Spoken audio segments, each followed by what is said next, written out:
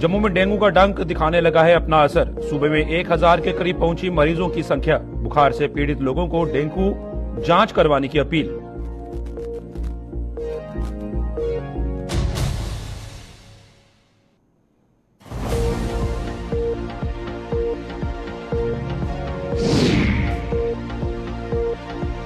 तीन सालों में भी नहीं बन पाई 13 किलोमीटर सड़क। विकास के दावे ठोकने वाली सरकार पर उठे सवाल। जी का जंजाल बन रहा कठुआ भटली सड़क मार्ग।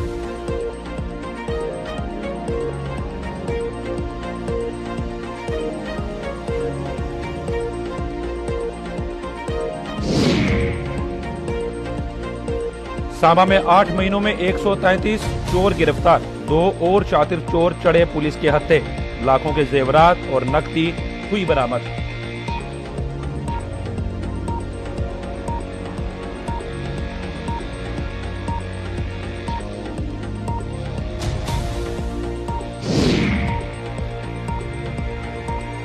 जन्मदिवस पर याद किए जा रहे अंतिम डोगरा शासक महाराजा हरि सिंह को जगह जगह दी गई श्रद्धांजलि।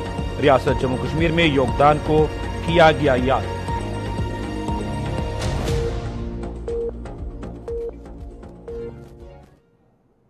नमस्कार, जम्मू कश्मीर की खास खबरें देख रहे हैं आप सब। मैं हूं आपके साथ साहिल केरनी। चलिए शुरुआत करते हैं खबरों की। जम्मू सहित संभाग के अन्य जिलों में डेंगू का प्रकोप बढ़ता जा रहा है। जीएमसी अस्पताल में इन दिनों बुखार से पीड़ित मरीजों का तांता लग रहा है, जिनमें से कई डेंगू से पीड़ित पाए जा रहे हैं। बात करें अगर जम्मू संभाग की, तो यहां डेंगू के मामले 1000 तक पहुंच गए हैं। डॉक्टरों ने बुखार से पीड़ित मरीजों को डेंगू की जांच करवाने की अपील की है, ताकि समय रहते इसका इलाज शुरू किया जा सके। जम्मू सहित संभाग के अन्य जिलों में डेंगू का प्रकोप बढ़ता जा रहा है और जीएमसी अस्पताल में इन दिनों बुखार से पीड़ित मरीजों का तांता लगना शुरू हो गया है, जिनमें से कई डेंगू से पीड़ित पाए जा रहे हैं।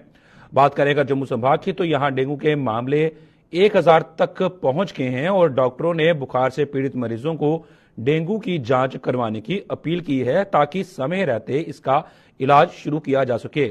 लगातार डेंगू के मामले जम्मू जिले में बढ़ते हुए नजर आ रहे हैं और इसको लेकर बहुत सी एडवाइजरियां भी डॉक्टरों द्वारा जारी की जा रही है। जीएमसी प्रशासन का भी साफ तौर पर यही कहना है कि अगर कोई भी मरीज बुखार से पीड़ित रहता है और काफी समय तक रहता है, तो उसको इलाज के लिए अस्पताल का रुख करना चाहिए, वहां जाके टेस्ट करवाना चाहिए, ताकि समय रहते इलाज शुरू हो सके। और यह भी बता दें आपको कि डेंगू के मामले 1000 तक पहुंच चुके हैं और डॉक्टरों ने बुखार से पीड़ित मरीजों को डेंगू की जांच करवाने की अपील की है, ताकि समय रहते इसका इलाज भी शुरू किया जा सके। जम्मू सहित संभाग के अन्य जिलों में डेंगू का प्रकोप बढ़ता जा रहा है और इसको देखते हुए पीड़ित मरीजों की तादाद भी लगातार बढ़ती हुई नजर आ रही है और ये अब जम्मू में डेंगू के मामले 1000 तक पहुंच गए हैं और डॉक्टरों ने बुखार से पीड़ित मरीजों को डेंगू की जांच करवाने की अपील की है, ताकि समय रहते इलाज शुरू हो सके। और लगातार जिस तरह से जीएमसी प्रशासन सतर्क भी है और इसके बारे में एडवाइजरी भी जारी करता हुआ नजर आ रहा है कि जितनी भी जनता जम्मू से जुड़ी है और डेंगू के मामले जिस तरह से बढ़ रहे हैं, तो इस पे सतर्कता रखनी बहुत जरूरी है। आम जनजीवन जो है इससे काफी अस्त व्यस्त होता हुआ भी नजर आता है, तो आम जनता का सहयोग बहुत जरूरी है। अगर कोई भी ज्यादा देर बुखार से पीड़ित व्यक्ति है, तो मरीज है, उसको अस्पताल का रुख करना चाहिए और वहां पर जाकर टेस्ट करवाना चाहिए, ताकि पता लग सके कि ये डेंगू है या नहीं और समय रहते इसका इलाज भी शुरू हो सके। इसमें ज्यादा जानकारी लेंगे, हमारे साथ हमारी संवाददाता शिल्पा हमारे साथ जम्मू से जुड़ गई हैं। शिल्पा, जिस तरीके से डेंगू के मामले लगातार बढ़ते हुए नजर आ रहे हैं, तो वहां पर प्रशासन किस तरह की एडवाइजरियां जारी कर रहा है और इसमें लोग कितने सतर्क हैं?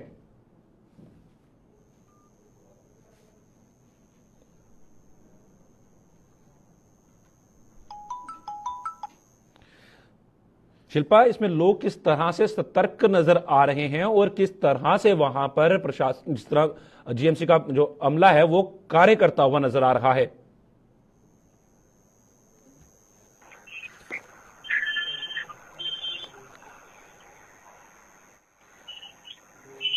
सुन पा रहे हैं?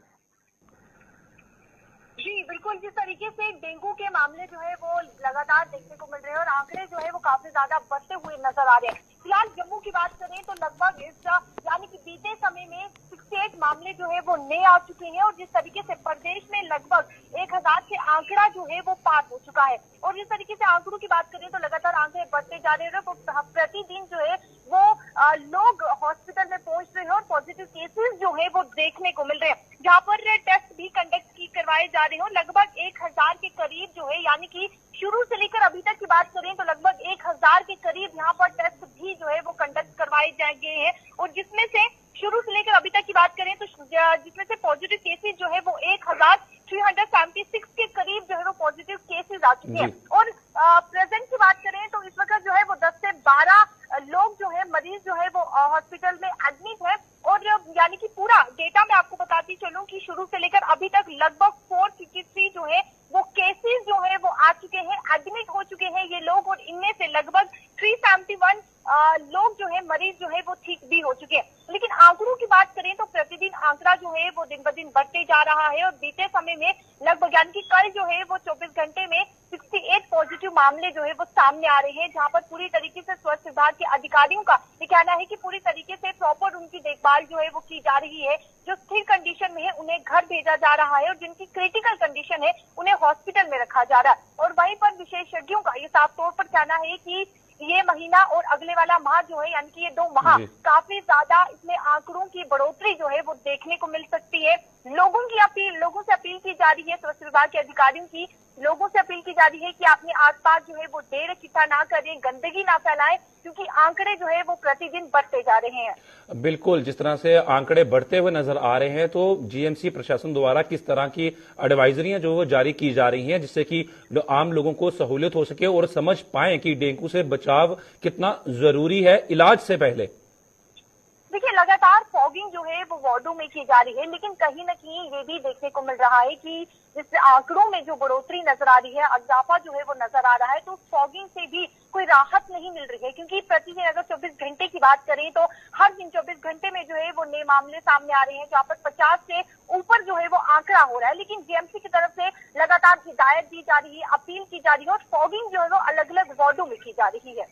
बिल्कुल शिल्पा, इसमें सबसे अहम रहता है डेंगू का जिस तरह से फैल रहा है तो लार्वा जो पनपता है उसको उस पर रोक लगानी बहुत जरूरी है। तो उसके लिए कोई कदम उठाए जा रहे हैं प्रशासन द्वारा, क्योंकि जीएमसी और जेएमसी दोनों को मिलकर इस पे कार्य करना होगा ताकि लोगों में भी अवेयरनेस आए इस चीज को लेकर। देखिए, लगातार स्वास्थ्य विभाग के अधिकारियों की तरफ से अपील की जा रही है, जेएमसी की तरफ से जो है वो लोगों को अपील की जा रही है कि अपने आसपास गंदगी ना रखे, ढेर इकट्ठा ना करे, पानी जो है वो गड्ढों में इकट्ठा ना हो, क्योंकि मच्छर पनपते हैं और उससे ही डेंगू का खतरा जो है वो बढ़ सकता है। लगातार फॉगिंग भी की जा रही है, अपील भी की जा रही है, लेकिन आंकड़े जिस तरीके से बढ़ोतरी आंकड़ों की नजर आ रही है और कहीं ना कहीं ये जो फॉगिंग का देखने को मिल रहा है कि अलग अलग वार्डों में फॉगिंग की जा रही है, तो कहीं ना कहीं ये देखने को मिल रहा है कि फॉगिंग करने से भी कोई भी नतीजा जो है वो सामने नहीं आ रहा है, क्योंकि 24 घंटे में काफी ज्यादा मामले जो है वो सामने आ रहे हैं।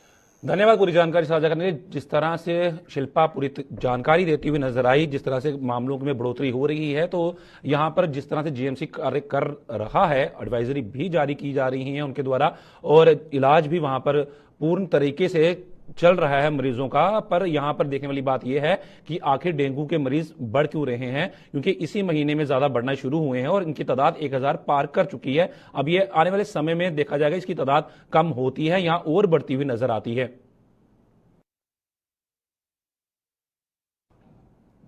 विकास के दावे ठोकने वाली सरकार के ये दावे फिसड़ी साबित हो रहे हैं। आलम यह है कि कठुआ जिले में मात्र 13 किलोमीटर लंबी सड़क 3 सालों में भी बनकर तैयार नहीं हो पाई। हम बात कर रहे हैं कठुआ हटली सड़क मार्ग की, जिसकी मरम्मत का काम करीब 3 साल पहले शुरू किया गया था। इस पर भारी वाहन भी किस कदर हिचकोले लेते हुए अपनी मंजिल तक पहुंचते हैं, ये आप इन तस्वीरों में साफ देख सकते हैं। आखिर इसकी मरम्मत की कछुआ चाल की क्या वजह है, इस पर जानकारी लेंगे हमारे संवाददाता से। पर यहां पर यह देखने वाली बात है 3 सालों से ये मार्ग अभी तक नहीं बन पाया है। आखिर क्यों नहीं बन पाया है, आप साफ तस्वीरों में देख सकते हैं किस तरह से ये मोटरसाइकिल यहां से क्रॉस कर रहा है और किस तरह से अब ये जो बस है ये किस तरह से रॉन्ग साइड से जाकर वहां से क्रॉस कर रही है और किस तरह से हिचकोले खाती हुई नजर आ रही है। आखिर इस पे प्रशासन क्यों तवज्जो कोई नहीं दे रहा, क्योंकि ये एक ऐसा मामला है जैसे ये लोगों को इसमें दिक्कतों का सामना करना पड़ता है। जिस तरह से लोग बच्चे स्कूल जा रहे हैं या किसी को भी इस रोड का रुख करना पड़ता है तो कितनी मुश्किल उनको यहां पर पेश आती है। तो प्रशासन इस तरफ ध्यान क्यों नहीं दे रहा है, इस पर जानकारी लेंगे। हमारे संवाददाता रंजीव मेहता हमारे साथ जुड़ गया। रंजीव, जिस तरीके से साफ तस्वीरें भी बयां कर रही हैं वहां की कहानी, पर आखिर प्रशासन अपनी नींद से जागता हुआ नजर क्यों नहीं आ रहा है? हाँ साहिल, मैं बताऊं कि ये जो कठुआ हटली मार्ग है, ये 13 किलोमीटर लंबा मार्ग है। काफी समय से यहाँ पे पहले सिंगल रोड था, अब इसको चौड़ी करने का काम जो पिछले 3 सालों से शुरू हुआ है कि यहाँ पे तारकोल डाली गई थी, कई जगह पे इसके पुलों का निर्माण किया गया था, लेकिन उसके बावजूद बरसात में हर साल ये किया हुआ जो निर्माण कार्य वो बह जाता है, जिसके कारण लोगों में काफी रोष है। लोगों का कहना है कि इस मार्ग पर जो विकास कार्य चल रहा है, इसको निर्माण कार्य चल रहा है इसका, उसमें काफी धीमी गति से वो काम होने से लोगों में कहते हैं कि जो पिछला जो पहले वाला काम होता है वो खराब हो जाता है। और फंडिंग की बात करूं तो इस मामले में जितने भी फंड जो आए हैं वो हर साल आते हैं, क्योंकि एक दम में से पूरा फंड एक बार नहीं आता। स्कीम ऐसी है, स्टेट प्लान में इसको डाला गया है पीडब्ल्यूडी विभाग के द्वारा, और जिसमें हर साल पैसे आते हैं और काम शुरू होता है। तो इससे ना तो सड़क बन पा रही है, ना लोगों को फायदा हो रहा है। इस बार की बरसात में आपने देखा कि तस्वीरों में किस तरह जैसे ही बरसात होती है तो पानी के तालाब खड़े जो सड़क के बीचों बीच हो जाते हैं, गाड़ियों को निकलना मुश्किल हो जाता है, लोगों का आना जाना है। अभी इस सड़क मार्ग को हटली के आगे मानू तक भी पहुंचाने का जो प्लान जो है वो तैयार है, उसके लिए भी अर्थवर्क का काम जो है वो पूरा हो चुका है, लेकिन कठुआ से हटली के बीच का जो रास्ता है जो वो अभी तक नहीं बन पाया है, जिसमें विभागीय अधिकारियों का कहना है कि ठेकेदार 2 बार काम छोड़ के भी चले गए हैं, जिसके बाद इसी के चलते इसको दोबारा टेंडर किया गया। तो अभी कितना समय लगेगा इस पर कोई डेडलाइन जो है विभाग की तरफ से। आखिर ठेकेदार ने काम छोड़ा क्यों?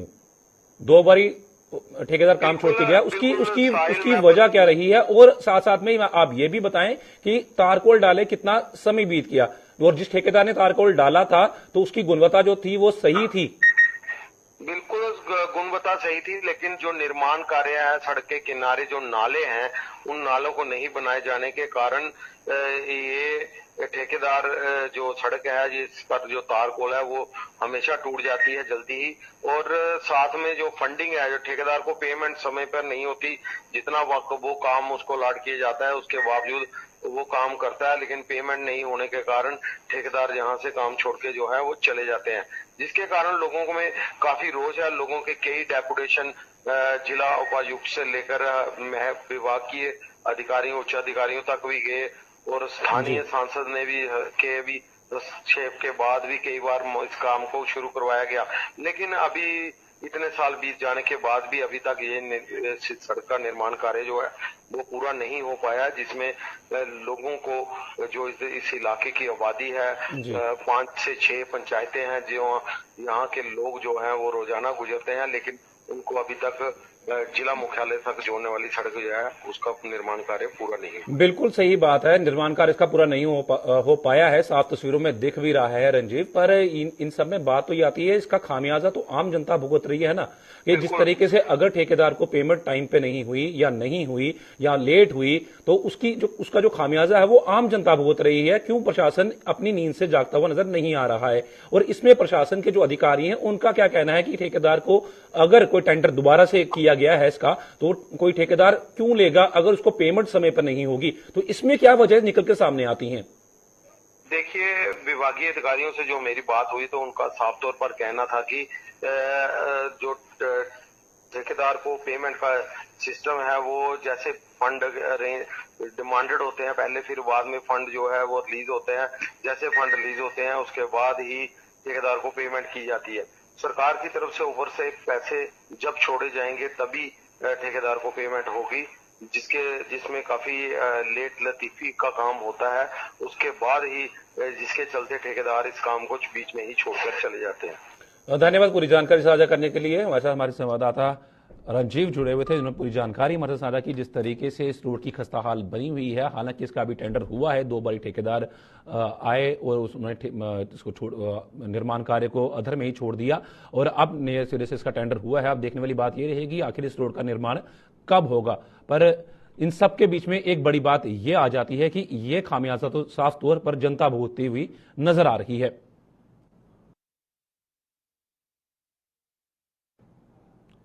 सांबा में पिछले 8 महीनों में पुलिस ने चोरी के 70 मामलों को सुलझाते हुए 133 चोरों को हवालात पहुंचाया है। पुलिस ने आज एक बार फिर 3 नामी गिरामी चोरों को धर दबोचकर उनसे करीब 2 लाख रुपए कीमत के सोने चांदी के गहने और हजारों रुपए की नकदी बरामद की है। इनकी गिरफ्तारी के साथ ही दियानी और सांबा के चकमंगा गुजरा में स्थित श्री रविदास मंदिर में हुई चोरी के मामले सुलझ गए हैं।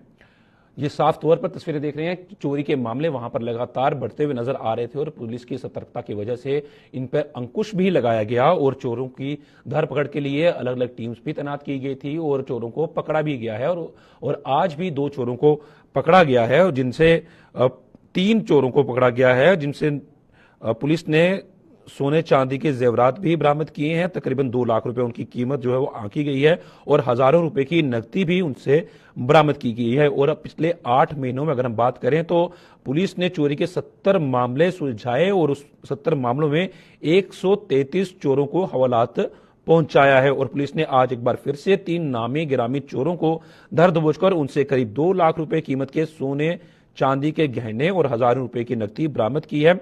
और इनकी गिरफ्तारी के साथ ही दियानी और सांबा के चकमंगा गुजरा में स्थित श्री रविदास मंदिर में हुई चोरी के मामले भी सुलझ गए हैं। सात तस्वीरों में आप देख सकते हैं किस तरह से पुलिस की सतर्कता की वजह से जो चोरी किया हुआ सामान था उसको भी जब्त किया गया और तकरीबन 2 लाख रुपए की कीमत के सोने चांदी के गहने भी इसमें जब्त किए गए। और साथ साथ में अगर हम बात करें 3 नामी गिरामी चोरों को धर दबोचा गया है पुलिस की सतर्कता की वजह से और वहां पर लगातार सांबा पुलिस कार्य करती हुई इसमें नजर आती है। और पिछले 8 महीनों में पुलिस ने चोरी के 70 मामले अभी तक सुलझा लिए हैं, जिनमें से 133 चोरों को हवालात भी पहुंचाया गया है। इस पर ज्यादा जानकारी दे रहे हैं हमारे संवाददाता ऋषि। जिस तरीके से पुलिस ने आज फिर एक कामयाबी हासिल की है तो इसको आप किस नजरिए से देखते हैं? क्या चोरी की वारदातों पे आने वाले समय पे पूर्ण तरीके से अंकुश लग सकेगा?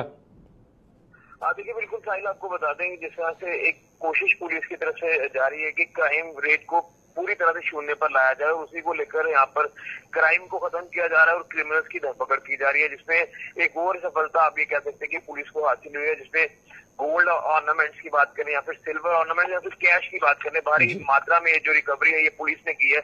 और 3 इसमें समुदाय विशेष के जो वो लोगों को गिरफ्तार किया है जिनने इस पूरी वारदात को अंजाम दिया था। और कहीं ना कहीं ये जो इनके हाइड आउट्स तक जाकर पुलिस पहुंची है, उसके बाद यहाँ पर रेड की है।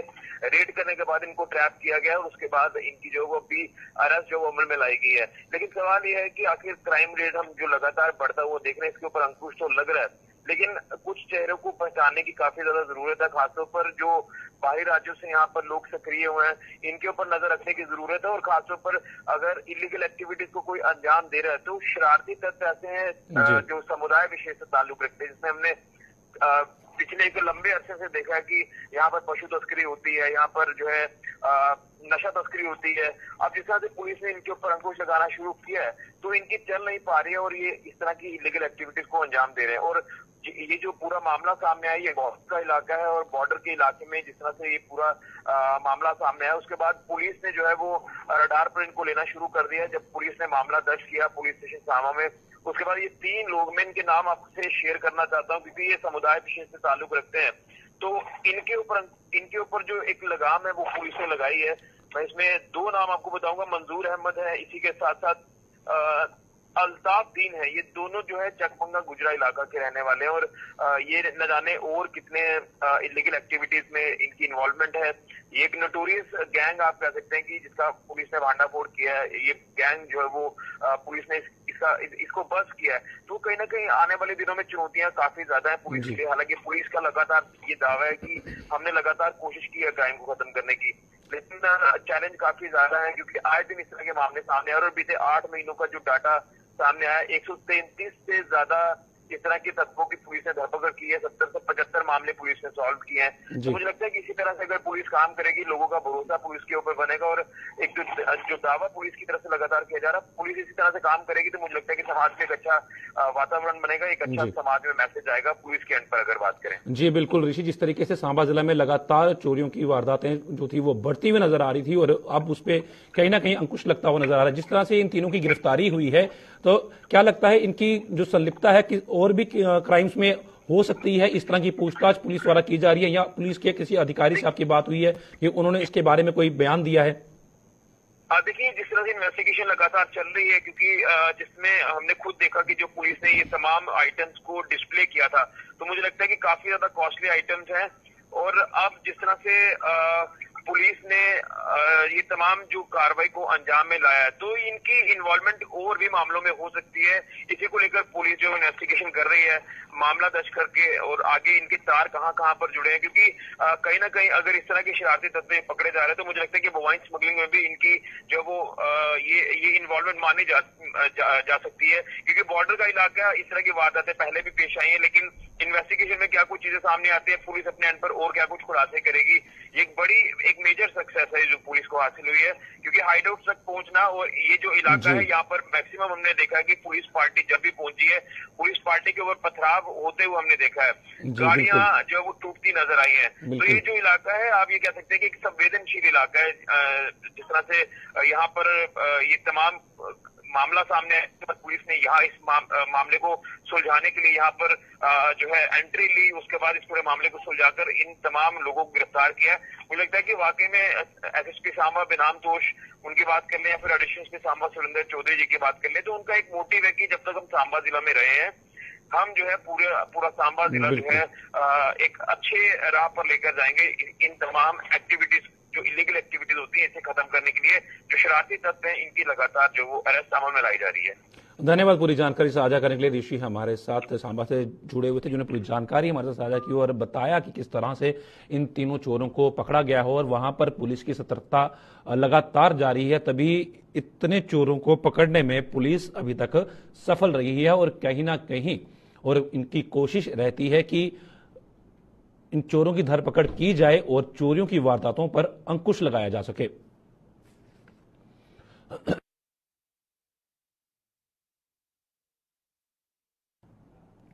जम्मू कश्मीर में डोगरा वंश के अंतिम शासक महाराजा हरि सिंह को आज उनके 128वें जन्म दिवस पर याद किया जा रहा है।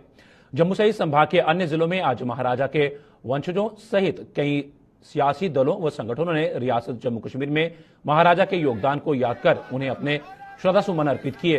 जम्मू में महाराजा की याद में बनाए गए स्मारक स्थलों के अलावा कई अन्य जगहों पर आयोजित कार्यक्रमों में महाराजा को भावभीनी श्रद्धांजलि अर्पित की गई।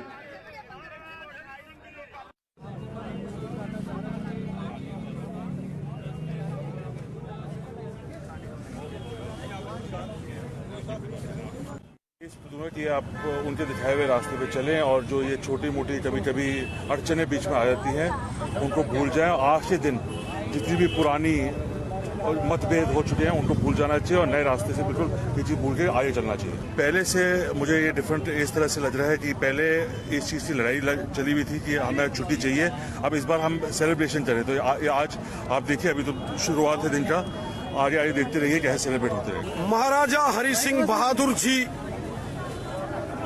जो कि जम्मू कश्मीर के एक बहुत ही लोकप्रिय महाराजा थे, राष्ट्रवादी विचारों से ओतप्रोत, समाज के प्रति सच्ची भावना से काम करने वाले एक महान व्यक्तित्व के धनी वो जम्मू कश्मीर के महाराजा साहब थे। उन्होंने हमेशा देश की और समाज की बात की। जंगे आजादी के उस दौर में जब भारत स्वतंत्रता संग्राम की लड़ाई लड़ रहा था, एक स्वतंत्रता सेनानी के तौर पर महाराजा हरि सिंह बहादुर जी ने हमेशा देश की बात की और देश की स्वतंत्रता की बात की। वहीं सामाजिक समरसता, समाज को एकजुट करते हुए समाज के अंदर भेदभाव खत्म करते हुए सबको साथ लेके चलना, सबको विश्वास में लेकर चलना और सबके हित में कार्य करना, इस मिशन से उन्होंने हमेशा कार्य किया।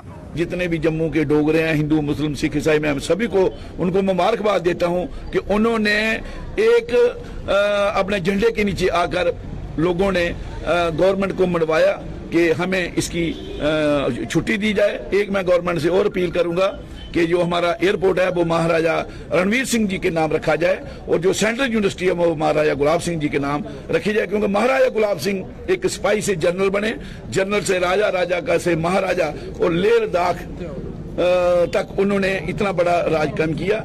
उनके नाम पर जे हम जितने भी डोगरे हैं अपील करेंगे कि उनके नाम पर अलग अलग ये यूनिवर्सिटी और एयरपोर्ट का नाम लिया जाए। आज के दिन पे मैं सभी को मुबारकबाद देता हूं कि हर साल की तरह इस साल भी और आगे भी जो हमारी नई जनरेशन है उसको मतलब है कि उनको लोगों को पढ़ाया जाए, सिखाया जाए और खासकर एजुकेशन डिपार्टमेंट में भी जो प्राइमरी का है उनको इन राज्यों की हिस्ट्री में लिखा जाए कि हमारे डोगरों ने, राजों ने किस तरह से एक गुलदस्ते की तरह हमारी स्टेट को रखा। जय हिंद, जय भारत। हमारे राजा ने इतने काम किए हैं कि हम गिनने स्टार्ट करेंगे तो पूरा दिन ही निकल जाएगा। मैं आज के दिन को बहुत ऐतिहासिक दिन मानता हूं कि आज उनकी एक वर्षगांठ है, 129वीं। मैं सबसे अपील करता हूं कि आज दिन को बड़े हर्षोल्लास से मनाया जाए। पूरे जम्मू कश्मीर में आज एक फेस्टिवल जैसा सीजन चल रहा है, जैसे फेस्टिवल चलता है वैसे आज का दिन मनाया जा रहा है। इसी के साथ मैं जो आज रैली निकली इसका भी बहुत स्वागत करते हैं हम। राम सेवा समिति इसका बहुत बहुत तहे दिल से स्वागत करते हैं। जम्मू कश्मीर की खास खबरों में फिलहाल इतना ही। दीजिए इजाजत, नमस्कार।